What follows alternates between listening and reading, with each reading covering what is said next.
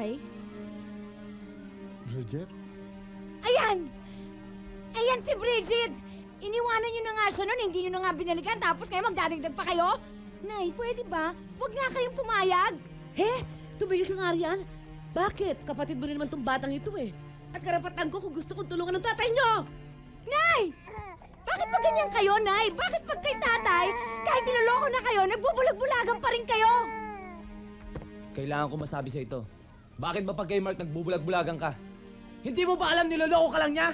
Oh, Kitam, ikaw rin pala eh. Hindi ka ba titigil? Ikaw ang tumigil! Oo, alam ko bakit! Niloloko ako ni Mark! Masaya ka na? Pwede ba? Nag-uusap kami dito magpapamilya, kaya tumahimik ka! Umalis ka! O pare, umalis ka daw. Mas magalit siya, tol. Kapal na mukha mo! Huwag mo nga ginagawa ng tatay mo! Patawarin niyo ako.